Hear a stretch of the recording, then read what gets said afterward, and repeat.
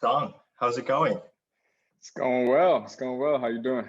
I'm doing great. I'm so excited to be doing this with you, and really looking forward to the conversation. I think just for the audience, very quickly, I think we have roughly 40 minutes. We're going to try to spend the first half hour of it going through some questions and topics. There's a lot to cover. Hopefully, we'll get through it all, and then we'll leave, maybe 10 minutes or so at the end for any Q&A. So I think if you have a Q&A box, please feel free to submit any questions you might have, and we'll do our best to get to as many as possible at the end. Song, you ready?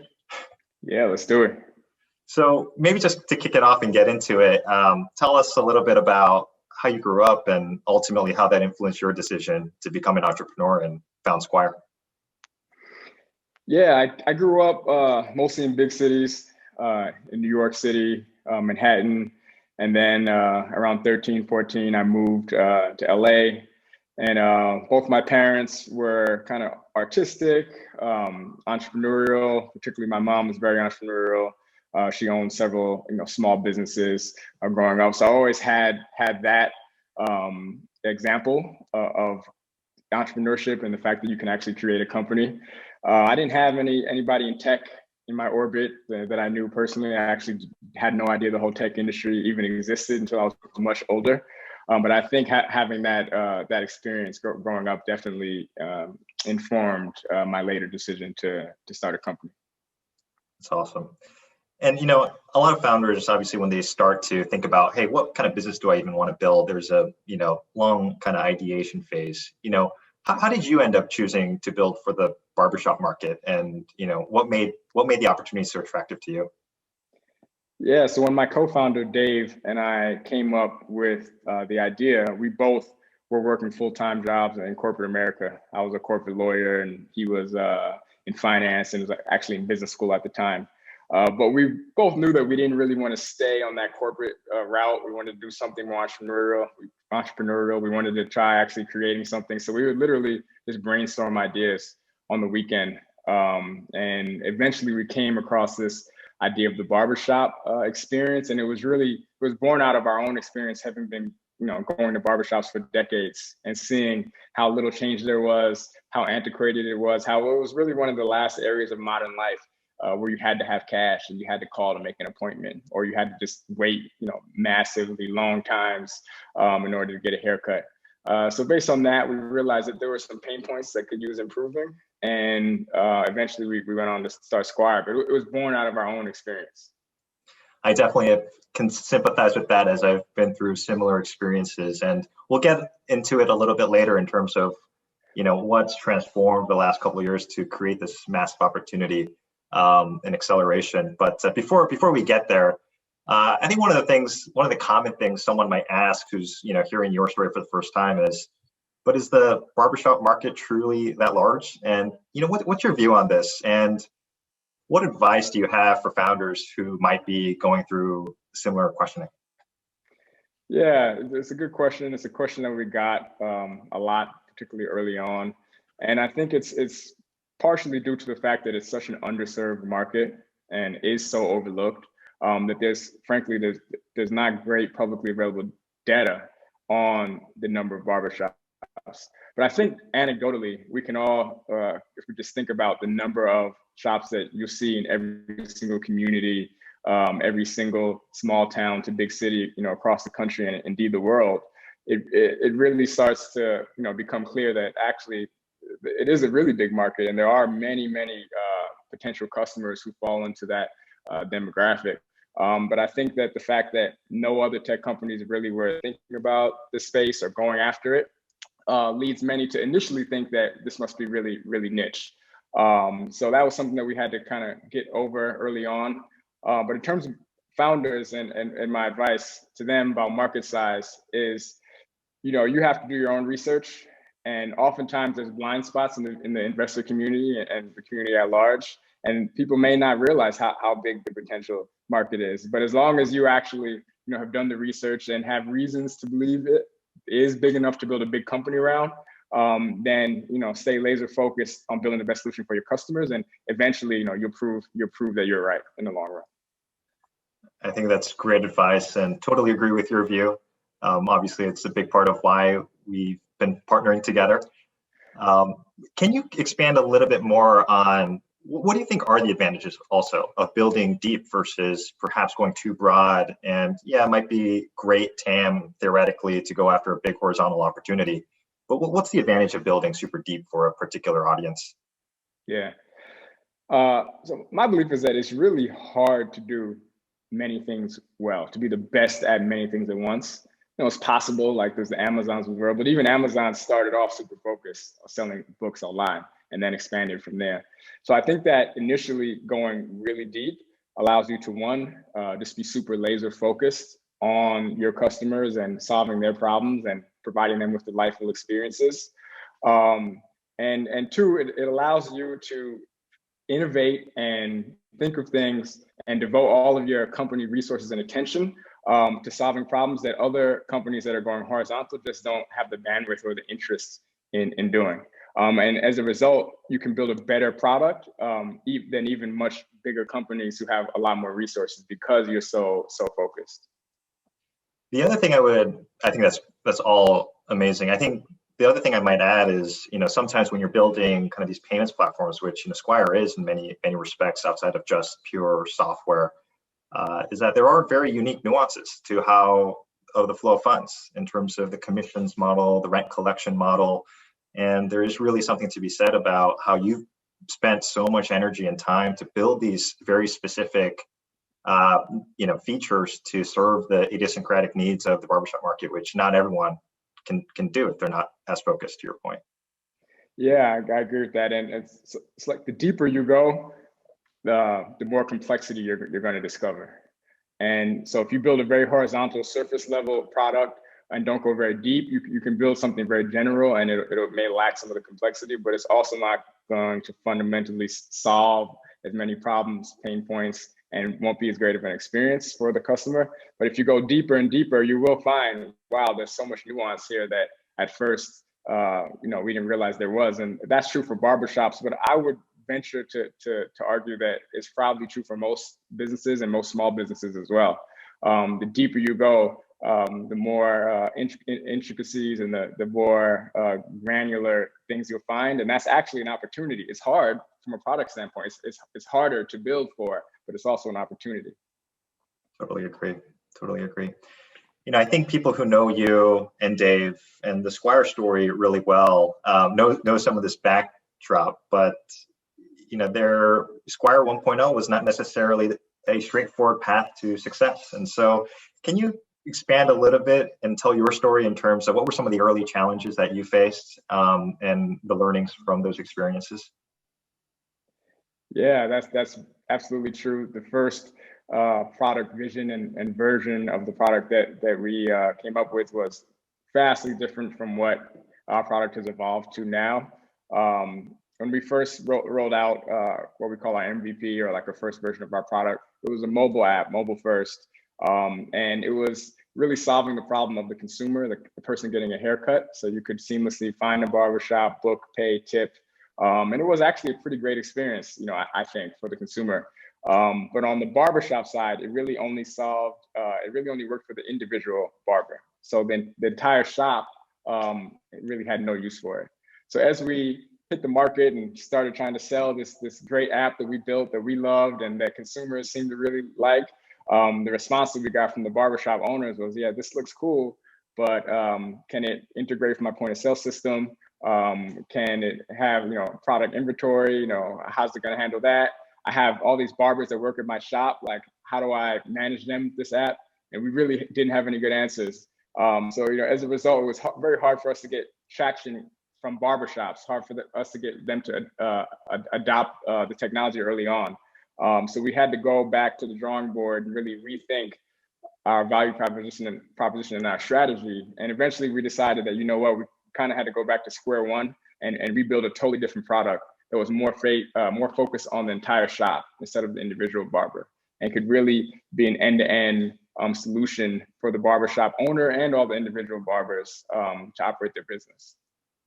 And remind us how many years you spent kind of in the first iteration, and then when you decided, oh my gosh, I think we need to start over. A good year and a half to almost maybe even 2 years. Yeah. And then once we had that realization, mind you, it took a while to build the V2, if you will. So, from when we originally came up with the idea for the first product to when we actually were able to build something for the second version was probably a good 2 years in between. And this is after, having quit our jobs, dropped out of school, kind of went all in on it. So, as you can imagine, quite stressful, very, very challenging times early on.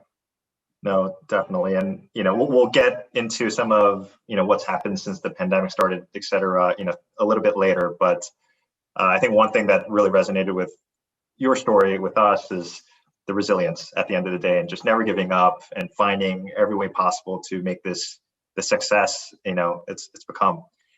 But, just kind of maybe transitioning a little bit, tell us a little bit about your customers. Who are they and what ultimately matters to them?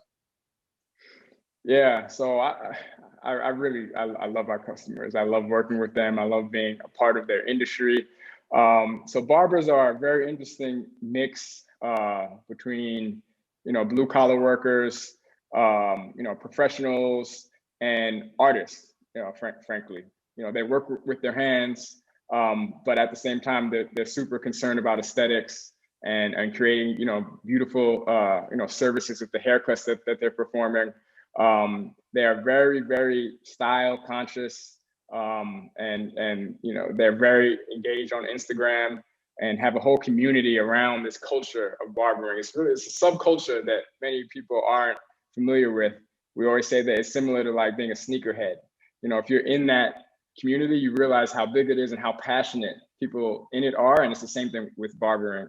And many of the barbers go on to be shop owners, and they still cut hair, and they'll say things like, barbering saved my life. Like had it not been for this, I don't know what I would be doing. Many of them, don't have college degrees, yet they're still able to make, really, good living, and many of them, 6 figures plus. So I think it's a really unique industry and culture to be a part of, and it's been really rewarding to be able to work with them.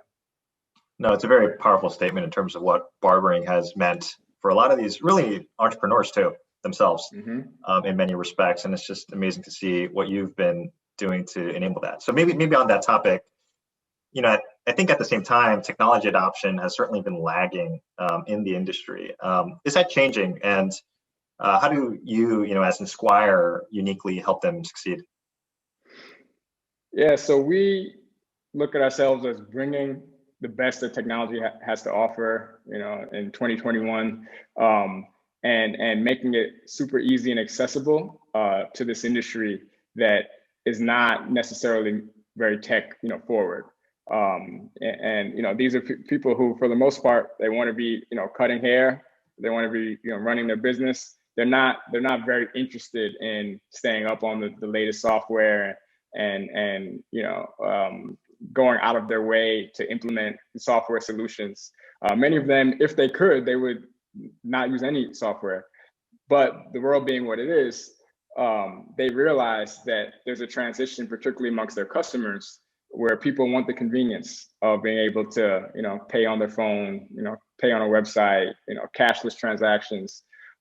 So there's a real acknowledgement that in order for a barbershop or a barber to really flourish in this modern age, they almost don't have a choice but to embrace technology. And what we see Squire is doing is really empowering them, giving them the best tools really possible to be built for their industry, making it very accessible, making it very affordable, and empowering them to run great businesses and not having to think about all the stuff that Squire handles.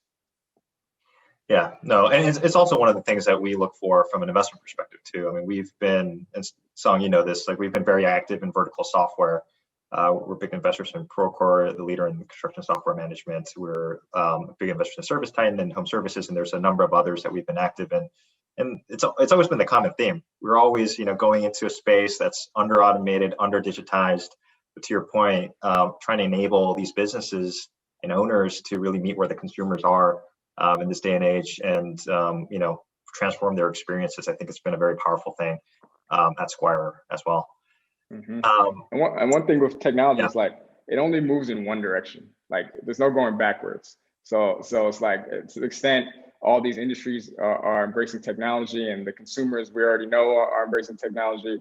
Like there's not going to be any time where barbershops kind of revert to, okay, let me give up all of these conveniences I was providing for my customer, and it can only help them going forward into the future, because as we know, technology just moves at this rate that it moves, and it's not going to slow down anytime. So the opportunity is to find these industries that are lagging and help them catch up to kind of like where the rest of the world is in many respects.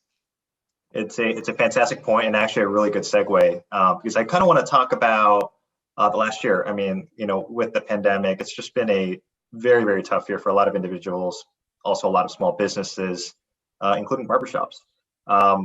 What decisions did you make to support them, and why? Yeah, it's been a super tough year for barbers and barbershops. Right around the first shutdown in March of last year, coincidentally, fortunately, we had just closed on our Series B. So we were in a pretty good cash position, and then everything kind of shut down like the next week. So we decided as a company to really harness all of our attention and focus on helping our customers during this time, because we knew it was going to be really, really difficult for them, being that they can't operate.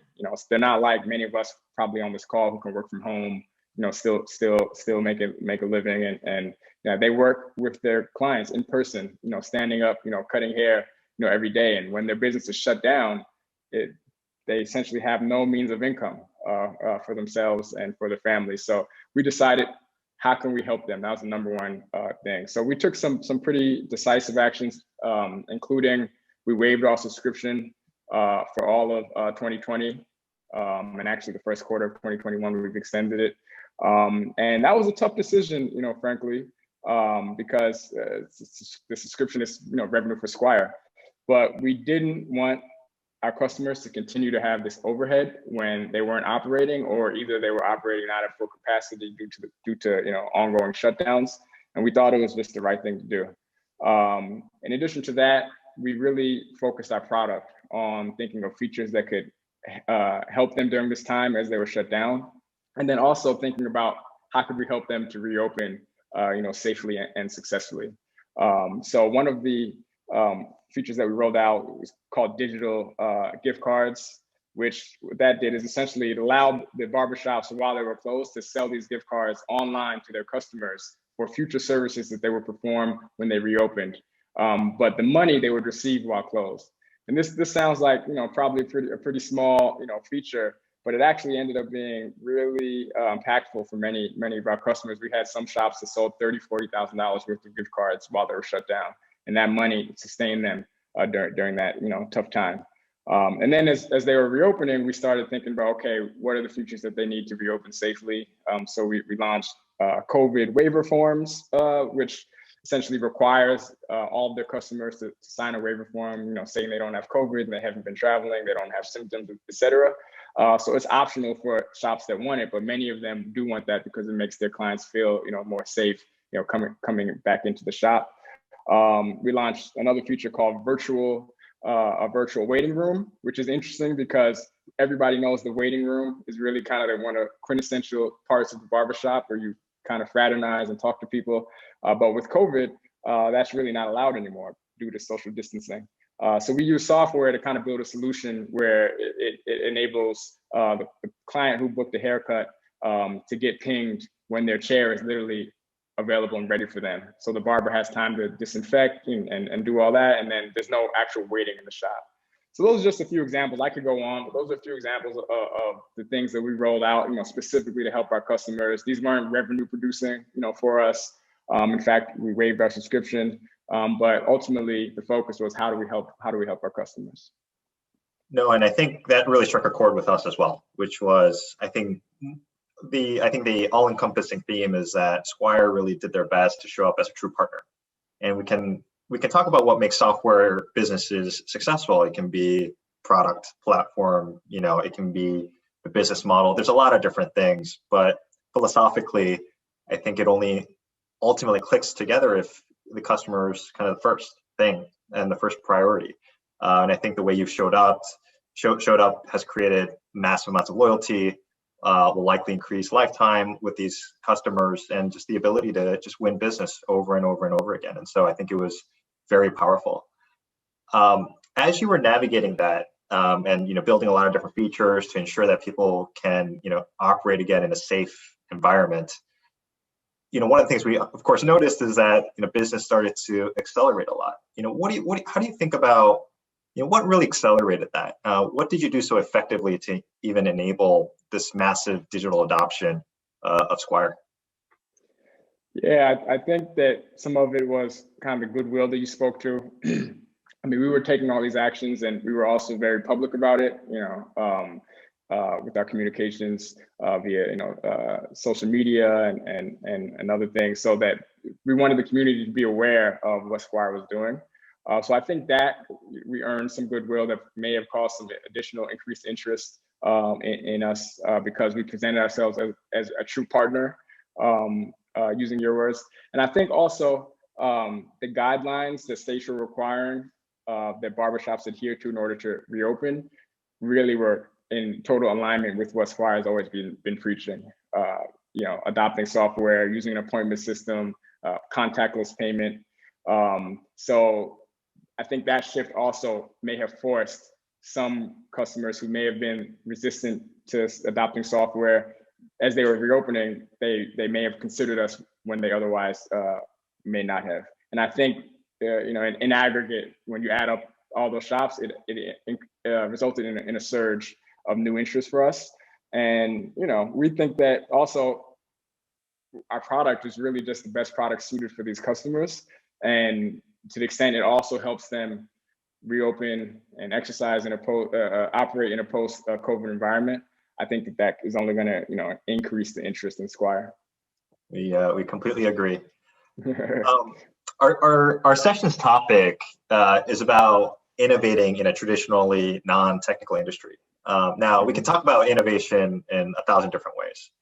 At least one of the things I think about, particularly as it relates to kind of these hybrid software, fintech payments models, is that business model innovation can often create a lot of value. And I think that's very, unique to Squire as well. And can you expand a little bit about what makes your business model so powerful and so unique? Yeah. So we really, when we were coming up with the model, really tried to understand what are the drivers for our customers. What are the things that are important to them that they would pay for? What are things they wouldn't pay for? And what's kind of the limit of how much they're realistically willing to pay for software on a monthly basis? And some of this was research, some of this was just frankly just kind of going with our guts. But we felt that there's only so much we could charge in SaaS subscription, and that upper limit was probably anywhere from 200 to 300, per shop for the majority of mom and pops, not counting enterprise, but just for single to couple locations. So just in thinking about how to build a big business in this industry, we questioned, was there other ways for us to earn revenue without it coming from the barbershop, and particularly on a transactional basis? Because the great thing about our industry for us is that it's a high frequency, long-term, transaction. People get haircuts from barbers more often than salons, on average, about every 3.8 weeks. And they do it, consistently, for the majority of their lives, actually. So we really wanted to focus on how could we make money on a transactional basis in a way that doesn't come from the barber, because if the barber has to pay Squire for every transaction, he or she will probably disintermediate and go outside of the software. So eventually we decided, one, it was very important to focus on payment processing. So it was important to capture the transaction in the shop. as well as online, and for that to be powered by Squire. And then we also found that there was an opportunity to charge the consumer, a slight fee on a transactional basis. If we provided a great enough experience, they were willing to pay for that premium. So as a result, it enabled us to kind of expand our ARPU, how much money we make per shop, above and beyond the SaaS fee.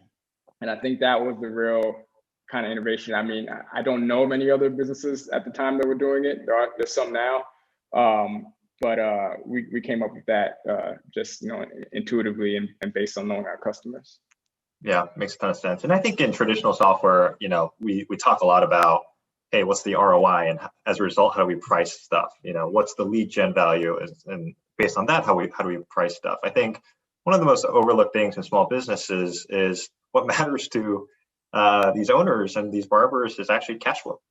And any opportunity that we have to provide better working capital cycles or better visibility into their business in terms of that cash flow, managing that cash flow, I think is very powerful. And I think, the team at Squire has done a great job in terms of building out different features to really service that portion of it as well, which I think is often overlooked by many others. So maybe as we're talking a little bit about product, I think one of the common questions that founders might have is, hey, okay, I have a core great product now, but I'm kind of a one product company so far.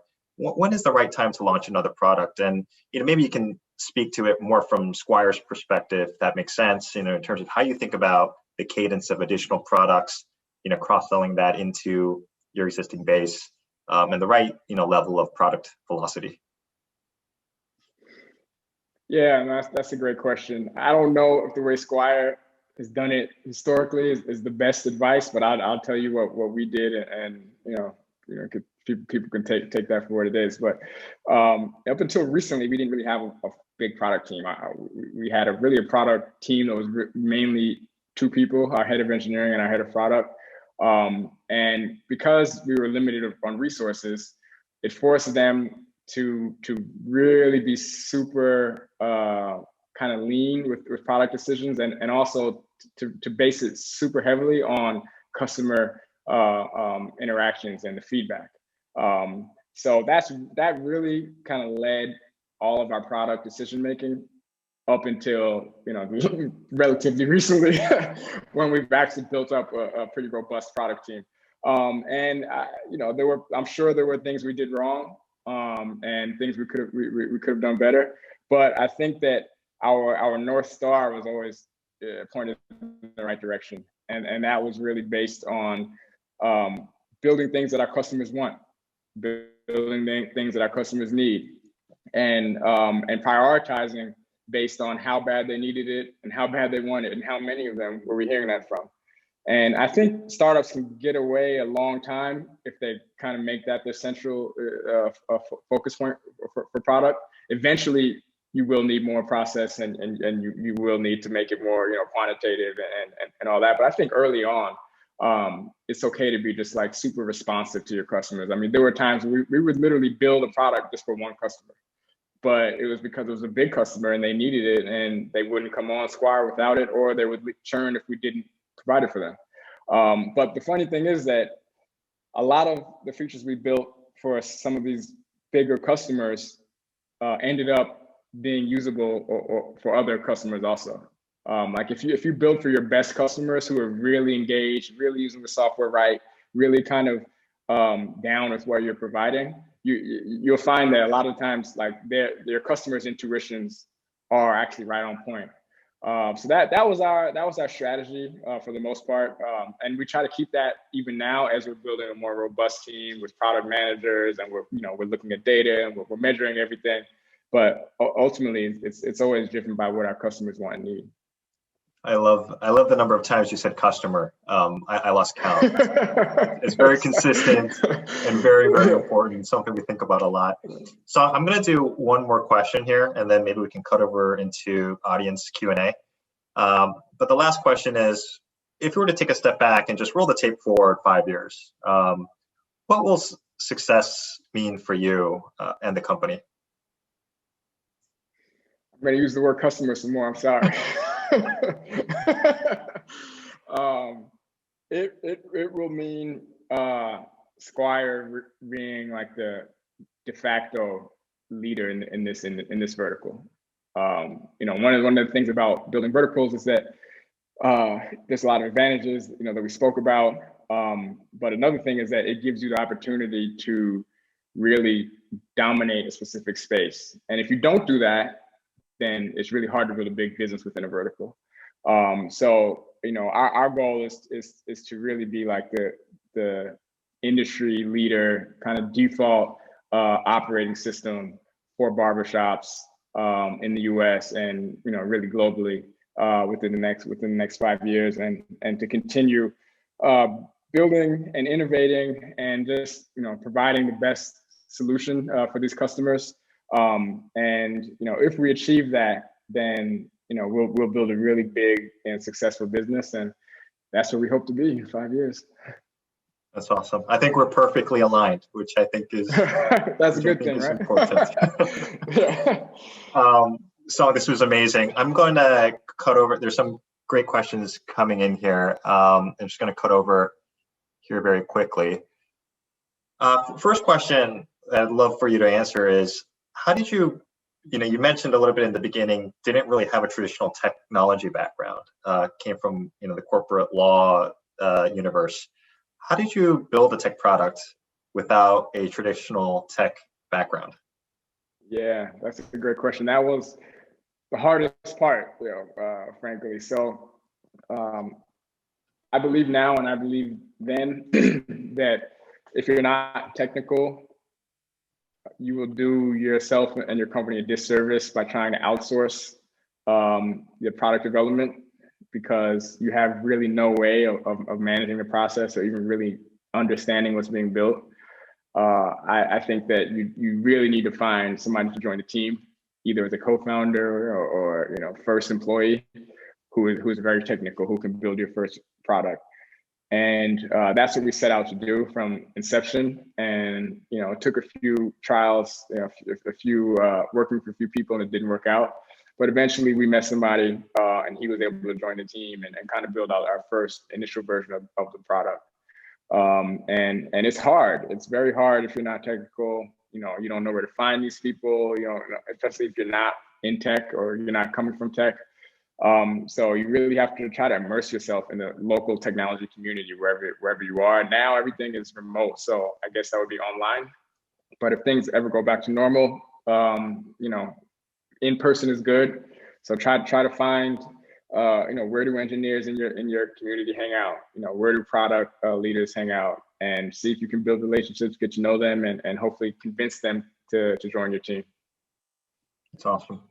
I think that's great. And I think the point around outsourcing and just really owning the product, even if you're not technical, is a very important facet of building the right product and platform and foundation, really.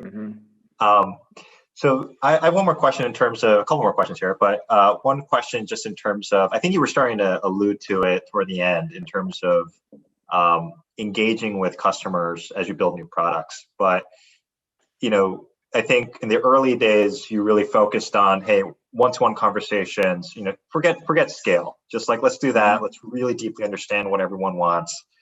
But how do you think about scaling that now? Now Squire is a couple thousand, customers at this point.